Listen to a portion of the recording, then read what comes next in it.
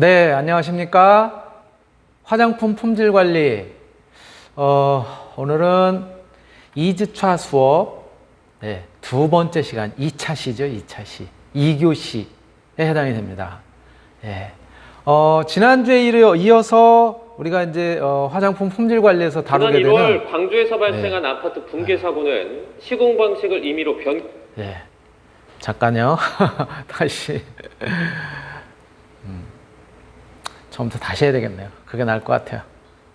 갑자기 눌려서.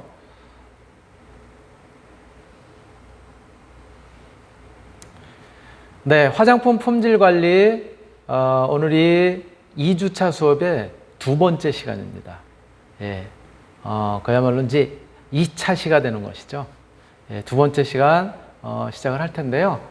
지난주에 이어서 오늘 지난주는 이제 주로 이제 개론적인 이야기를 했지만, 우리 2주차에는 화장품 품질 관리에 있어서 바로 품질 관리라고 하는 그런 개념들, 이런 것들은,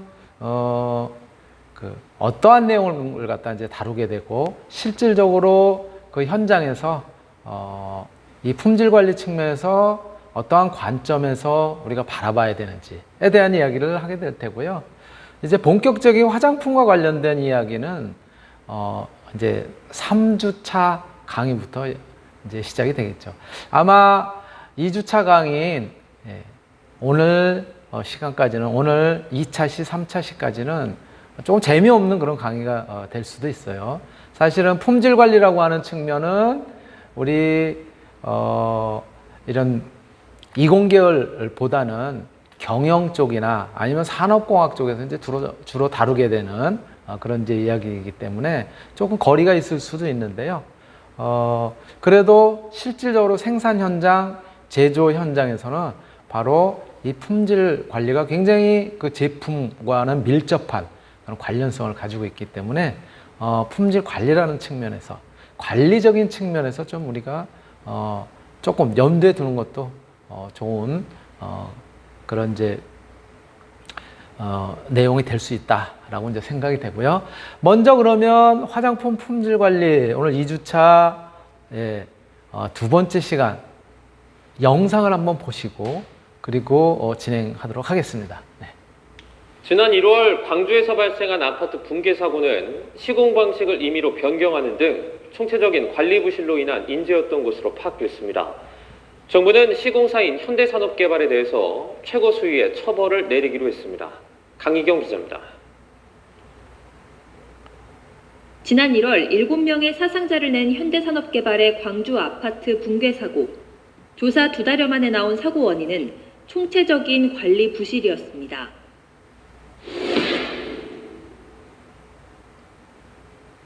먼저 시공 방법과 지지 방식이 설계와 다르게 무단으로 바뀐 것으로 파악됐습니다. 사고는 38층과 39층 사이에 배관 설치 등을 위해 설계한 PIT층에서 시작됐습니다. 39층 바닥을 만들기 위해 PIT층에 가설 지지대를 설치해야 했지만 대신 콘크리트 가벽을 임의로 설치하면서 늘어난 하중이 중앙부로 집중된 겁니다. 또 최소 3개 층에 있어야 하는 가설 지지대가 조기에 철거돼 연속 붕괴를 유발한 것으로 드러났습니다.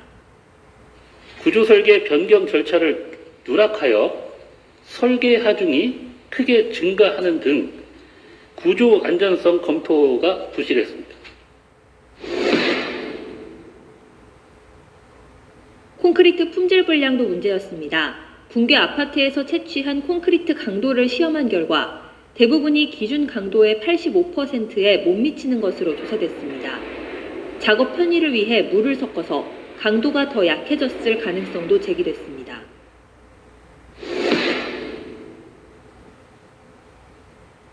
시공사인 현대산업개발과 감리단의 공사 관리도 부실했습니다. 구조 설계 변경을 제대로 확인하지 않았고 품질 확인을 위한 시험평가도 형식적으로 시행한 것으로 파악됐습니다. 즉 시공과 관리만 제대로 이뤄졌다면 막을 수 있었던 인재였던 겁니다. 국토교통부는 조사위원회 결과를 검토해 제재 방안을 포함한 재발 방지책을 이달 안에 발표할 계획입니다. 관련 법에 따라 부실 시공업체는 등록 말소나 1년 이내 영업정지 처분을 받습니다.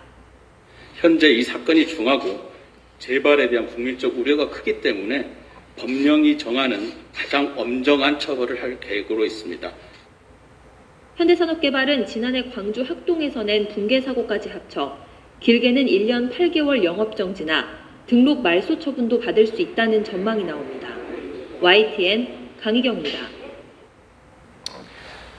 네, 영상 보셨는데 이 영상이 시사하는 바가 뭘까요? 현대산업개발이 건설하고 있었던 광주의 아이파크 아파트 중간에 무너졌어요.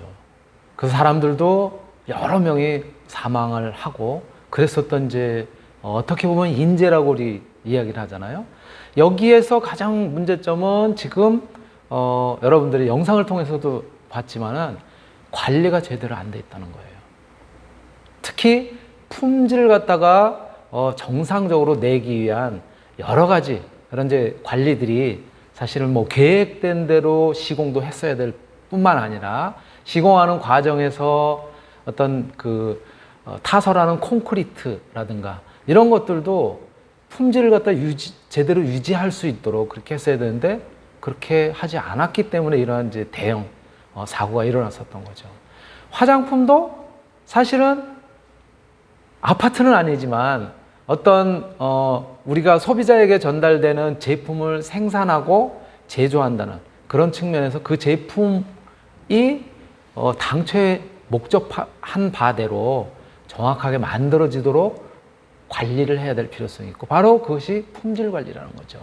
자, 그렇다면 우리가 앞에서도 잠깐 살펴봤었지만은 자, 화장품에서 품질의 요소 어떤 것들이 있는지를 갖다 이제 살펴봤었는데 크게 두 가지라고 그랬어요.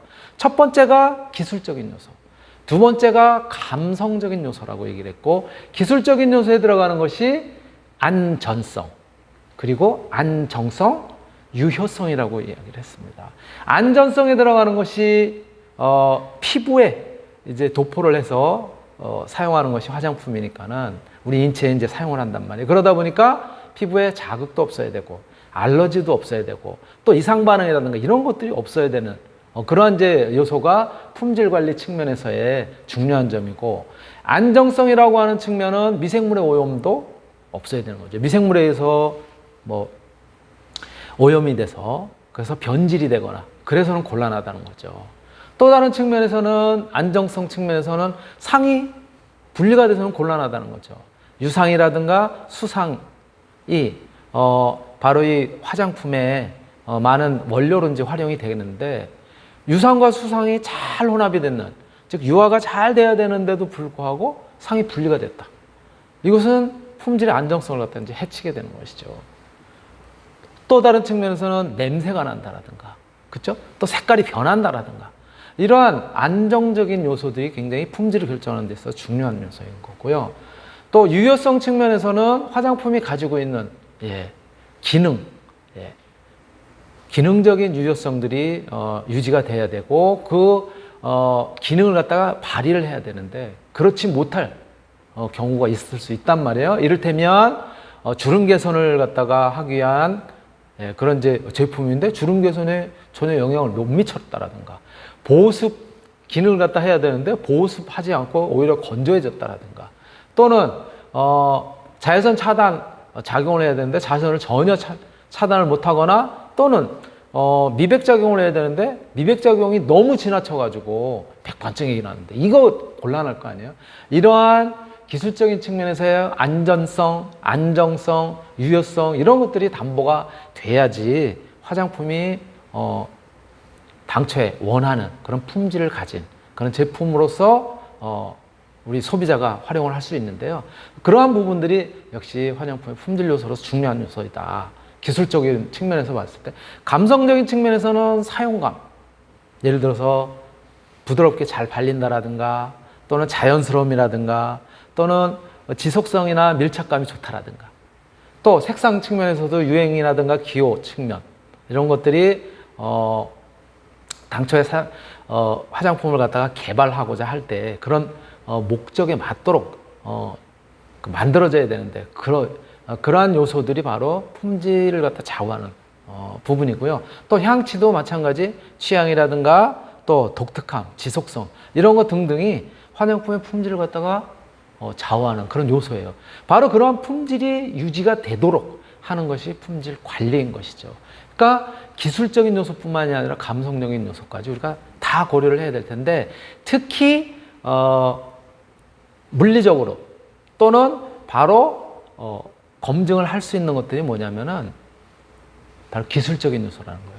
그래서 화장품의 기술적인 품질에 문제가 있었을 때 이런 문제들이 나타날 수 있는 거예요.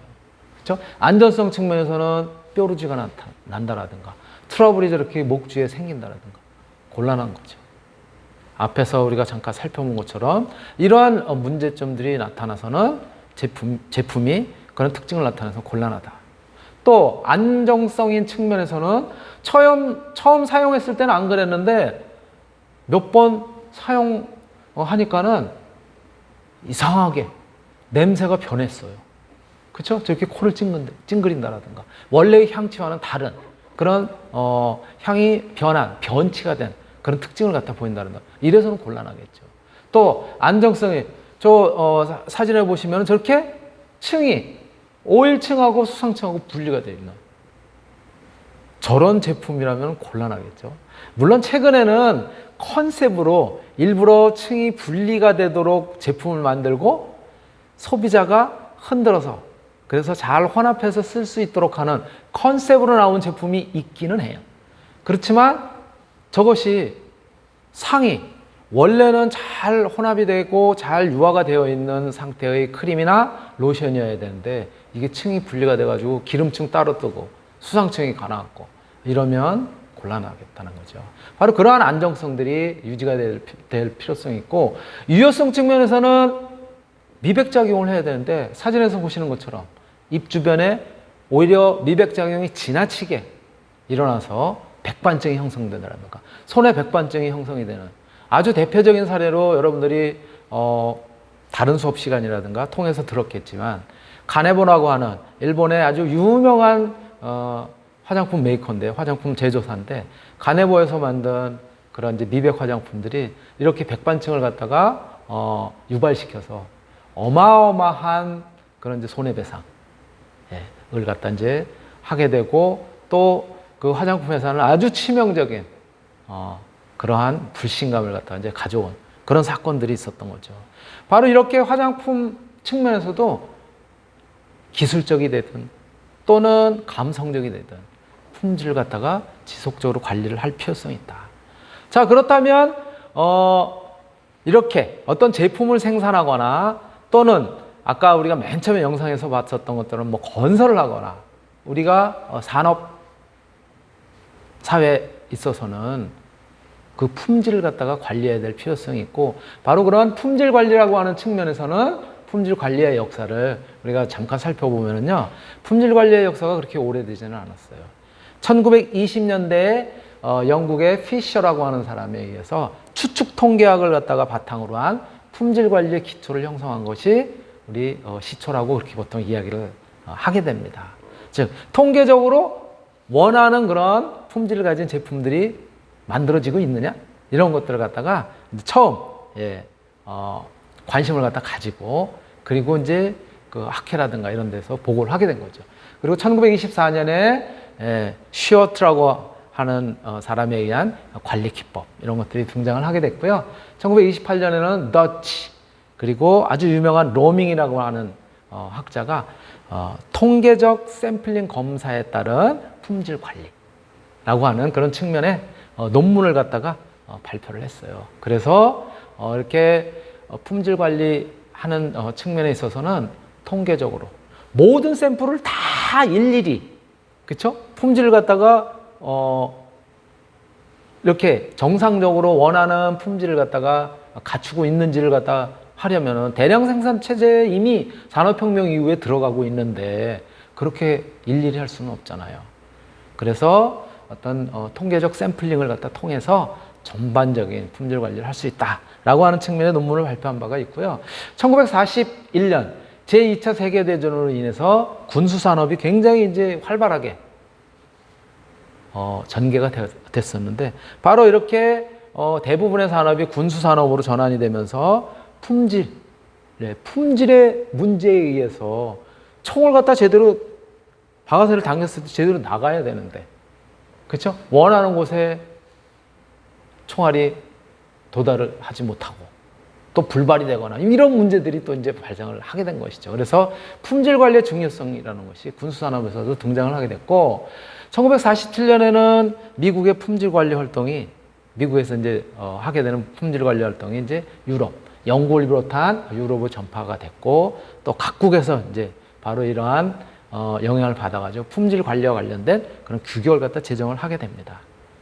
미국의 경우에는 1950년대는 조금 전에 2차 세계대전 중에 문제가 나타났었던 그런 것들을 갖다 거울 삼아가지고 MIL 스탠다드 105A라고 하는, MIL은 밀리터리예요. 군수 산업의 제품들에 있어서 스탠다드라고 하는 그런 것들을 갖다 표준을 갖다가 저렇게 번호를 붙여서 제정을 했고, 현재로는 MIL 스탠다드 105D로 이미 이제 발전이 되어 있는 상태고요. 1957년에는 MIL 스탠다드 414라고 하는 것을 제정을 해서 계속, 그러니까 뭐예요? 수정하고 보완하고 그래가지고 이제 지속했었던 거죠. 그래서 이제 사용이 되고 있습니다. 이 품질 관리 측면에서는 일본이 굉장히 이 품질 관리라고 하는 기법, 이런 것들을 갖다 빨리 받아들여서 그래서 제품을 생산하고 하는데 이제 반영을 했어요.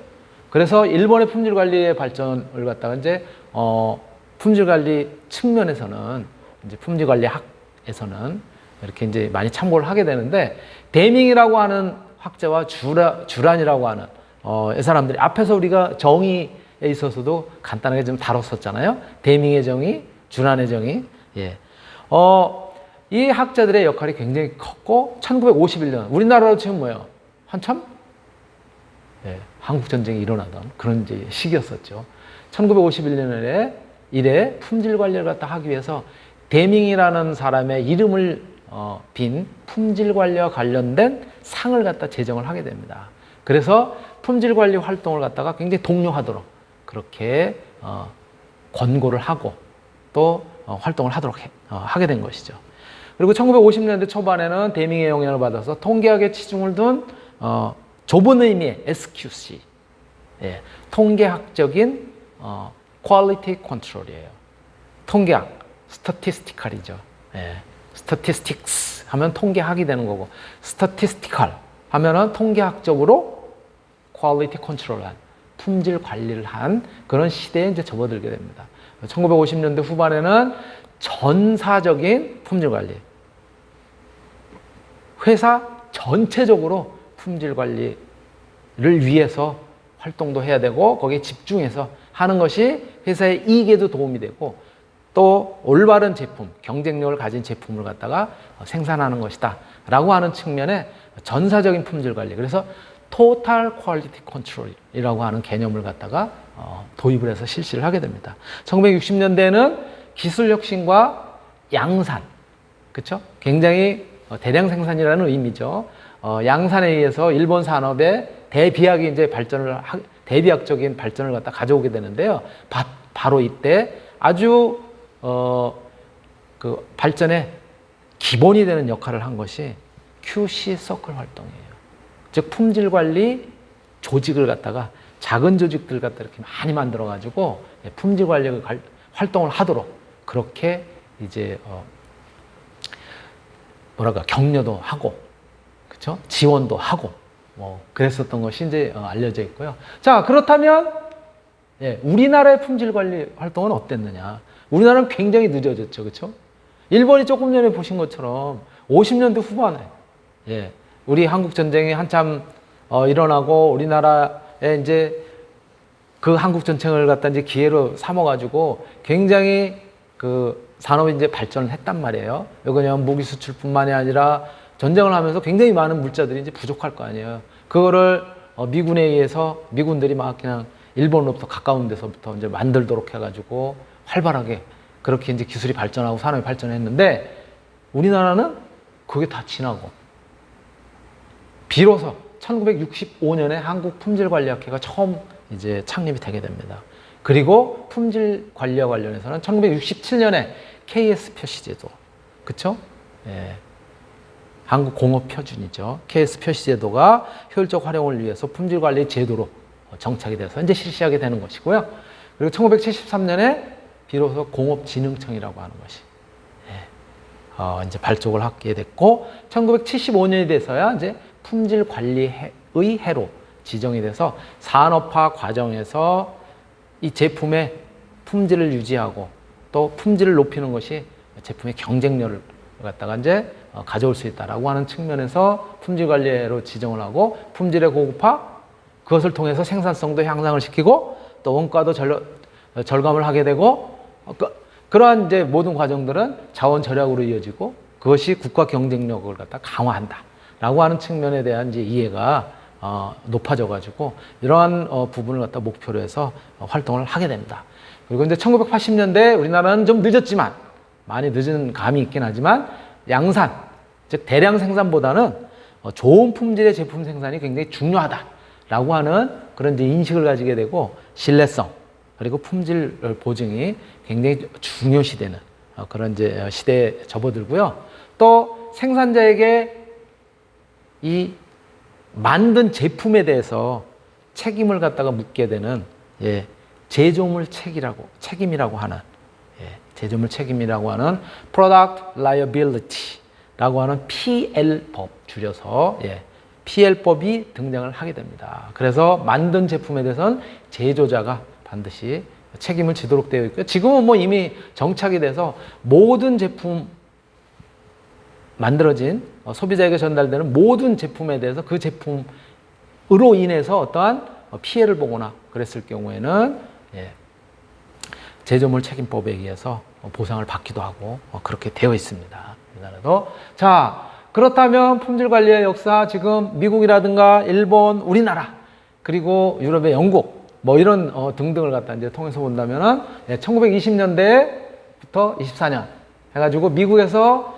시어트라고 하는 사람이 관리 측면에서의 품질 관리 측면에서의 그런 이제 방법을 고안을 하게 됐고, 영국에서는 피셔라고 하는 사람이 추측 통계학을 갖다 이제 확립을 하고 오늘날 품질 관리의 기초가 됐다라고 하는 부분을 다시 정리를 할 수가 있고요. 28년에 너치 그리고 로밍에 의한 통계적 샘플 검사, 이런 것들이 도입이 되게 됐고, 41년에는 관리하는 기법, 관리하는 기법이 어떤 이제 전시 중임에도 불구하고 규격으로 공포가 되기도 하고요. 이것이 이제 2차 세계대전 초기지만 이런 것들이 도입이 됐고, 1943년에는 월트라고 하는 사람에 의해서 샘플링하는 기법, 이런 것들이 이제 개발이 됐고, 1947년에는 국제 표준이라고 하는 표준을 갖다 다루게 되는 ISO 라고 하는 International Standard Organization이에요.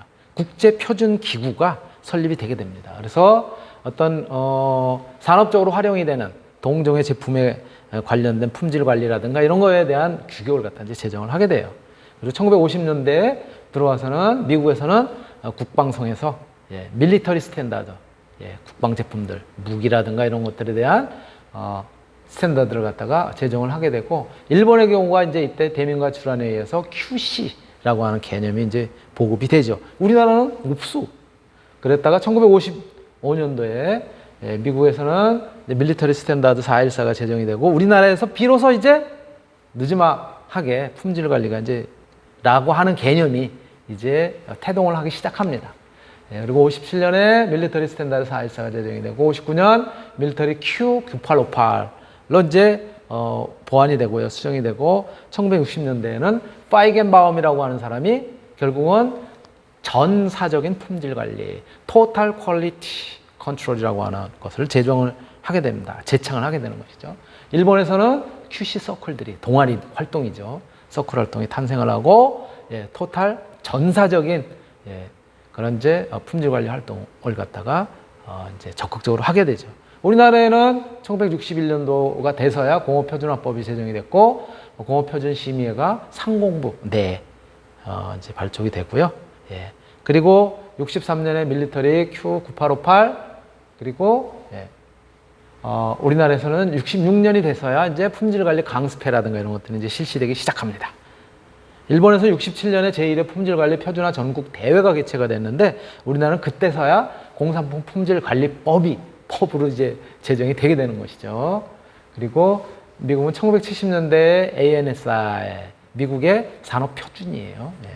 그리고 우리나라는 70년대에 제1회 전국 품질관리 서클 경진대회가 이제 벌어지게 되고요. 73년에 공업진흥청이 발족됐고, 영국에서는 BS489 하나라고 하는 그런 법이 이제 제정이 됩니다. 75년에 10 CFR 50 APP AC라고 하는 저러한 것들이 제정이 되고, 우리나라는 75년에 QC 운동이 전개가 됐고요. 영국에서 표준인 품질관리 표준인 BS 5179라고 하는 것이 이제 제정이 되게 됩니다. 78년에 ANSI N46이라고 하는 이런 것들이 버전이 처음 나오게 되고요. 우리나라는 품질의 관리해로 지정을 하게 되는 것이죠. 이것이 지속적으로 미국 그리고 또 일본. 일본이 바로 1980년대 초부터 TQC 전사적인 품질 관리 활동의 부음을 갖다가 이제 일으키게 되면서 미국에도 이렇게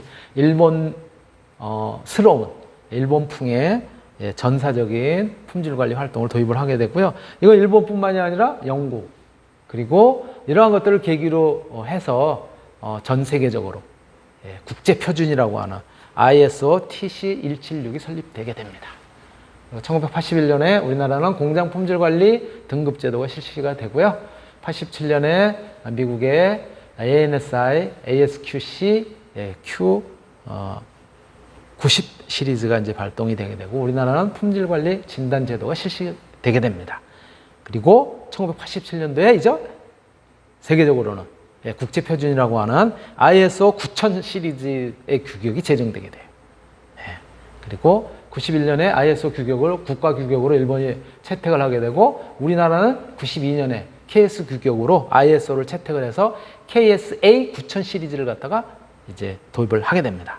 그리고 94년부터 KS 9000 인증을 갖다 이제 하게 되면서 지금까지 현재까지 이제 쭉 이런 것들을 보완하면서 이제 오게 되고요.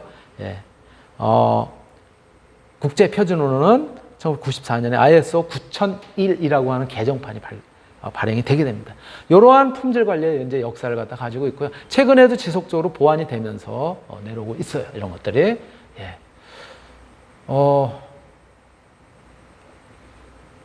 카메라 꺼졌나 보다. 안 보이네요. 그쵸? 제 거는 지금 돌아가고 있는데 카메라 꺼진 것 같아요. 제가 다시 수정을 하겠습니다.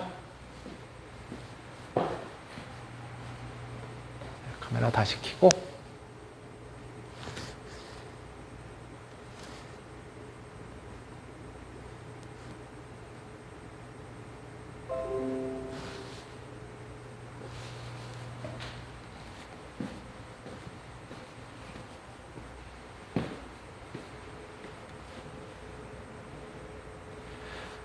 이러한 상황으로 미국, 일본, 우리나라를 비롯해서 세계적으로 어떻게 품질 관리의 역사가 진행이 됐는지를 같이 한번 이제 살펴봤고요.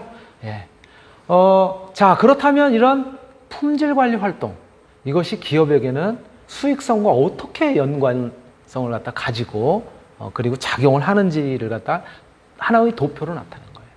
품질 향상이라고 하는 것은 그림에서 보시는 것처럼 제품의 성능을 갖다가 높이는, 또 제품이 가지고 있는 고유의 그런 어떤 성능을 갖다 발휘할 수 있도록 이제 그렇게 하게 되는 것이죠. 그러면 고품질에 따라서 회사의 어떤 네임밸류, 명성이라고 얘기하죠. 이런 것들도 높아지게 되고, 또 고객의 만족도도 높아지게 되죠. 이것은 결국은 높은 가격을 갖다가 유지할 수 있는 경쟁력을 갖게 되고요. 그렇죠? 그런 이제 경쟁력을 가지게 되고, 이것은 시장 점유율이라든지 어떤 증대 효과를 갖다 가져올 수 있죠. 또 품질 향상이라고 하는 것은 신뢰성, 또 적합성 이런 것들을 갖다 이제 높이게 되면서 생산성도 높아지고, 어떤 품질 불량으로 인한 재작업이라든가 이런 것들을 할 필요가 없는 거죠. 품질 향상 작업에 의해서 신뢰성, 적합성이 향상이 됐으니까 생산성도 높아지고 재작업이라든가 폐기물이 줄어들게 되죠. 품질 비용이 감소되게 되고, 품질을 보증하거나 또 제품에 대해서 만들어진 제품에 대해서 어떤 컴플레인, 그죠? 불평이라든가 이런 것들이 적어질 테니까는 그런 것들에 대한 책임도 감소하게 되는 거죠. 제조 비용이 전체적으로 줄어들게 되는 거예요.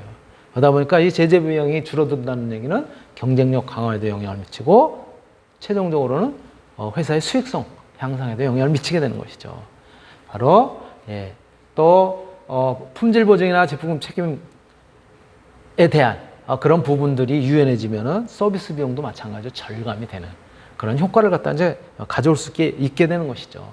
바로 이러한 측면들의 이제 장점이 품질 관리라고 하는 것이 기업의 수익성, 그렇죠? 이익 증대에도 영향을 미치게 된다라고 하는 부분을 우리가 이제 이야기를 할 수가 있고요. 또 조금 전에 말씀드렸었던 국제 품질 표준, 그렇죠?